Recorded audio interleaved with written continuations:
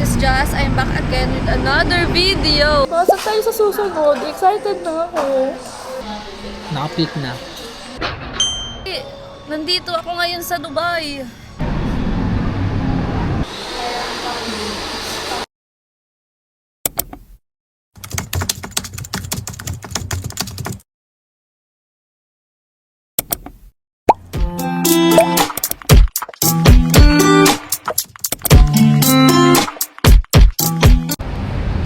Guys, this is Joss and come with me on a solo date. So today, nandito tayo sa Centris QC. Pupunta kasi tayo dito sa Molly's World Cafe. Ito yung cafe na meron silang mga dogs, meron silang mga corgis. Tapos pwede mong ipet yung mga corgis doon sa cafe. So nandito na nga ako ngayon sa Centris Walk, and ikutin ko muna to.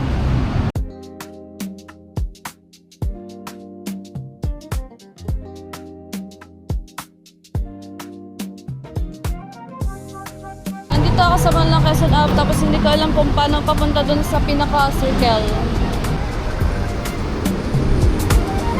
Yes, bye.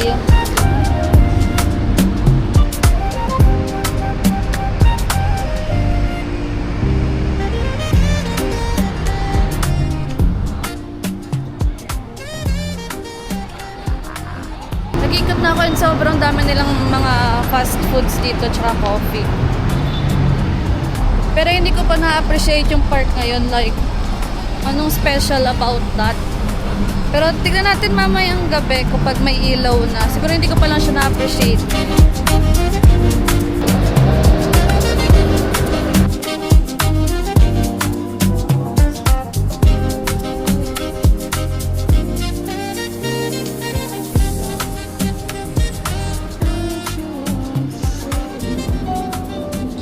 Diba? So, nandito na sa likod ko yung Molly's World. At tumatambay na lang ako saglit. Mga 6, pumunta na ako doon. 5:54 pa lang eh. Mga 6 minutes, pumunta na ako sa kapila.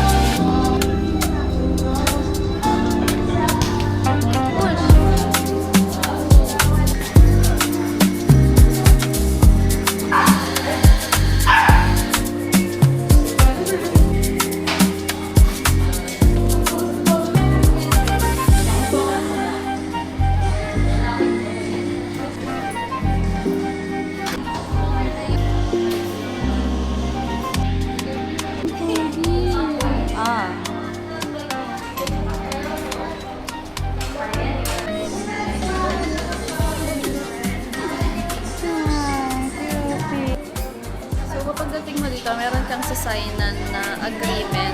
Siyempre, papasok ka dito sa premises nila. So, meron kang isasign na agreement, and then tatatakan ka nila neto.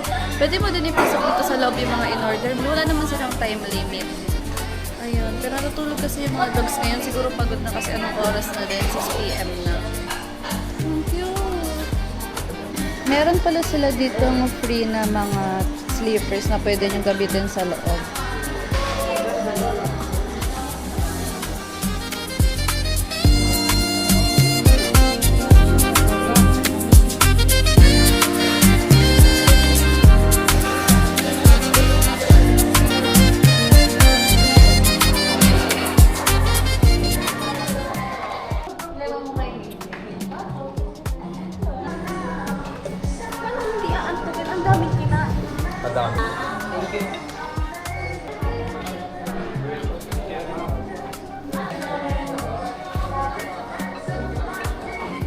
Ang sarap ng silpanyas nila ng bangko.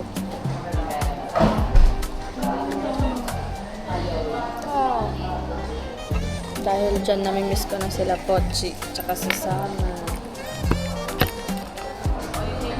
Ang cute ng corgi kahit natutulog lang sila. Ang cute ng mga corgi.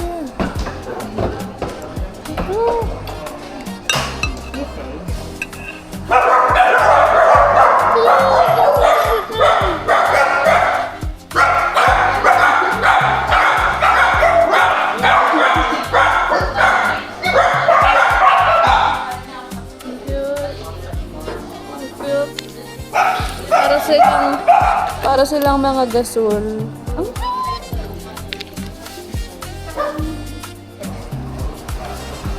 Sobrang cute nila, babe.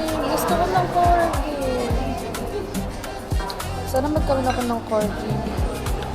Tsaka ng Pomeranian. Hindi na ako mag-aanak. Mag-aasa na lang ako ng madami. Okay na ako. Pasok na naman si mami niya. Alagaan ka ba ng mga aso mo? Yeah. Guys, iniisip ko kasi, di ba gusto ko ng corgis? Tapos sabi ni David, mahal daw ang corgis. May naisip ko. Sobrang talino ko talaga. Ako lang nakaisip nito, feeling ko. What if mag-uwi ako ng isa dito, yung pinakamaliit? Teka lang, hanapin natin yung pinakamaliit. I think this one. Yan ang pinakamaliit. Mahirap kasi yung malaki na yun. Sobrang bigat. Alam mo kanina, ulo pa lang niya yung binuhat ko. Sobrang bigat niya na. Nagpicture kasi kami. Pero ngayon, naisip ko, uuwian to si David ng corgi. Igagawal ko to. Uuwi natin yung isa. Parami naman sila eh. So, hindi naman siguro sila malulungkot pag nabawasan ng isa, di ba? Alam niyo ba na naghihirap na ako pero nandito ako ngayon. Masarap na pinakain ko. Cute nang nakikita ko. Ang ganda nang nakikita ko. Pero naghihirap na ako guys. Pero okay lang. Mahalaga. Nakain ako ng masarap. At saka nakakita ako ng mga cute. Diba? Ibali nang mag-itlog ako every lunch. Umaga hindi ako kakain. Isang linggo akong mag-iitlog ng hapunan. Basta once a week makaganto ako. Diba? Saan tayo sa susunod? Excited na ako.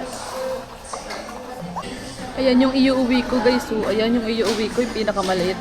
Mukhang gasol. Tingnan mo, kamukha ni Pochi, naka-lower. Oh, cute cute.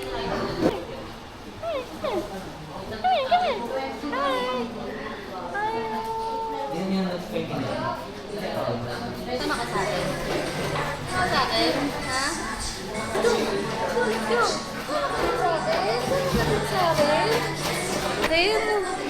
Sali siya sa akin!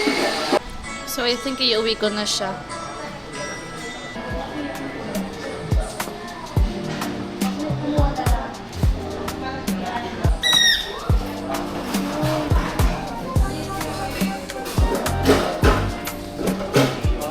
Ano? Gusto talaga niya sa akin. Pinag-uwi ko na to. Akin na lang to. Nakapit na.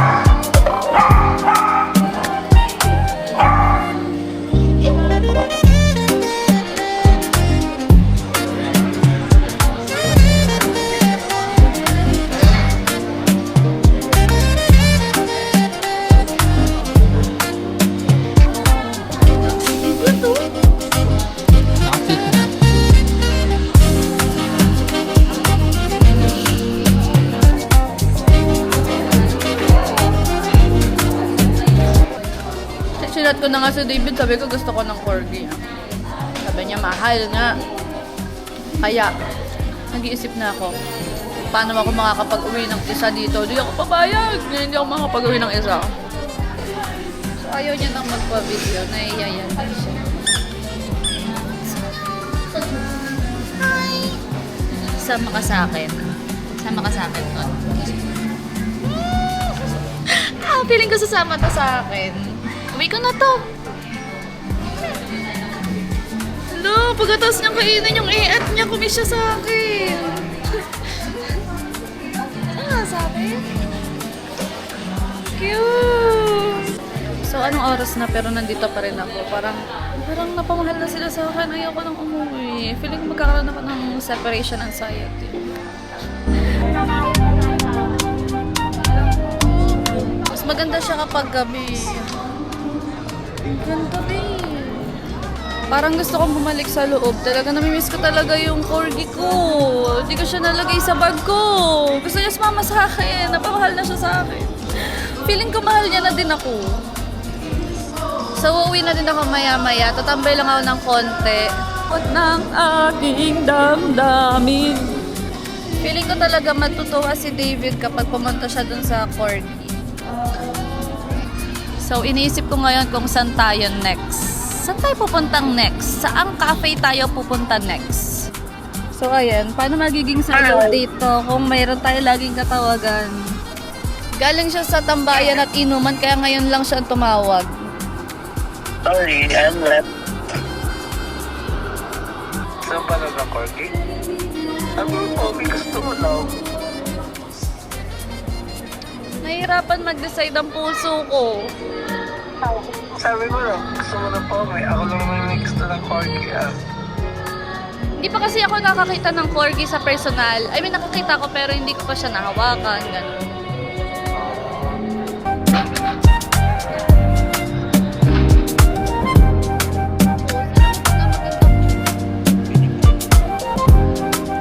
Sobrang natutuwa ako sa trip ko na to, yung paggagala ko dito sa Maynila. Kasi, hindi ko na to magagawa pag nag-work from home na ako.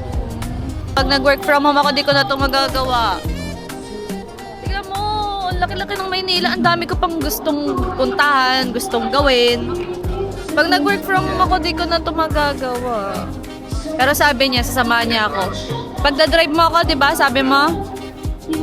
Yeah. Ayan. Saksi kayong lahat na ipagdadrive niya ako. Kahit nag-work from home ako, pupunta kami dito sa Maynila para maggala. Di ba? Dito ko na din tatapusin tong video na to. Don't forget to like, comment, share, subscribe, and turn on your notification bell para updated kayo sa mga latest video. Yeah.